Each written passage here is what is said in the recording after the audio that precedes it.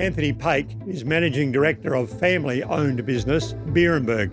Anthony, with a background in technology, has some very interesting ideas and plans for where his business will go. Anthony, tell us a little bit about the background of Beerenberg.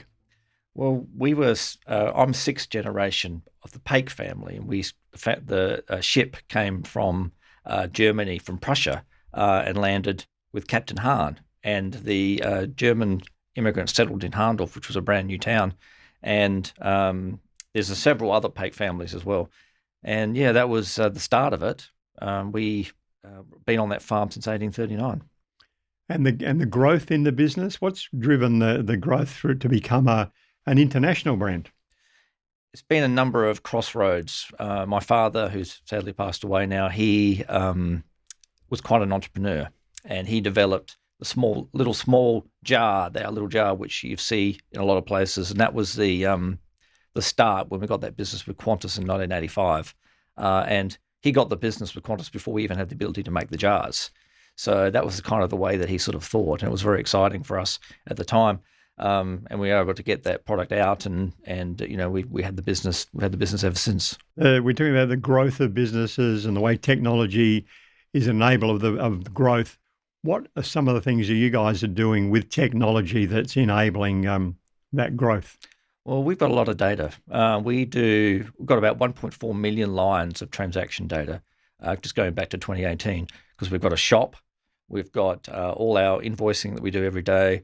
Of course, we do the export as well, Coles and Woolworths. So all this transaction data, and I realised that this is a treasure trove of stuff that we could use to predict future orders. So something I've just done recently is we get scanned data every week from our Coles and Woolworths. So it tells you exactly how many jars of strawberry jam was sold through the checkout in Coles and Woolworths every week. And I looked at that versus we're actually selling them, what we're invoicing them. And there's actually quite an alignment, as there would be, between what's being sold and what we're selling them. But there's a 3-week delay. So I realized if we know the scan data, we know what they're going to order in 3 weeks' time. So I used a simple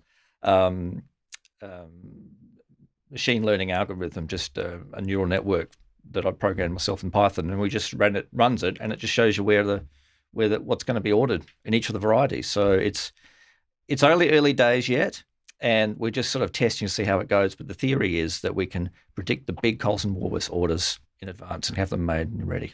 I guess that brings us to smart manufacturing, your manufacturing process. Tell us a little bit about how you leverage technology. Yeah, well, we've got a lot of data there as well. We're manufacturing 60, 70,000 jars a day in a shift, just in a single shift, 100,000 in a double shift.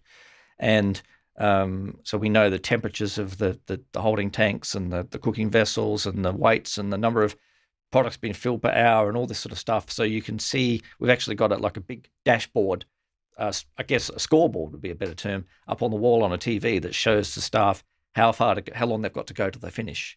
And we found that's scoreboards are very powerful. Mm-hmm. I think people see how far they see how they're going. And they know that the bosses can see how they're going. Like me, I can look through my window and I can see it. Mm-hmm. So how can we use technology to get closer to the customer? And how can we tell our story? That's something that I'm interested in because we need to find a different way of doing it. We've got some really nice stories and a really nice little factory and a farm. People pick their own strawberries. For example, social media. I mean, we don't do don't really much do with social media. We found that people going to a strawberry patch, taking selfies of each other, picking strawberries and eating them is the best bit of advertising we could get. So how do we leverage that sort of user-generated content that's out there? Well, where do you see the growth opportunities within your business? Well, there's a couple of things. We've got another container of product going to the US. We've got specifically designed labels for the US. We've got 6 different condiment-style products that are on their way. We've been trying for a little while now. We've got a warehouse in Modesto in California, and there's product in there. And we're slowly getting there. Hopefully there'll be something left of America at the current rate. So yeah, we're really excited about that because you just need to get one small chain and it's equal to a big chain here in Australia. So we've got that. And the second thing is our shop. We're redeveloping our shop. We want to be a proper tourist attraction We kind of are at the moment, but only during summer. We want to have winter, something to do in winter as well, because we think that people still want experiences. They still want to travel, even more so when things, return to some sort of normality. So yeah, we have got some big ideas for developing our front packing shed. And the role of a company like Loftus as a service provider, where do they fit into your planning? Well, it's really important. I mean, we talk about cybersecurity before, and you've got to have good backups, and you've got to be able to test them, test the restores. You've got to be able to the social engineering, having training on people so they don't click on links they shouldn't click on. There's a whole bunch of things that to protect the organisation for starters, and then to grow it. I mean, we have decided on a particular architecture and a particular sort of way of having things in-house as opposed to the cloud. That's just for our own reasons. But having a bit of a think of that, it's a really important strategic move, is how you structure your IT and keep it up to date. In terms of trying to keep up these days, you need the right expertise to be able to bring in when they're needed. I guess that's what we're saying. Yeah, absolutely. Because it's like being a doctor. You can't know everything.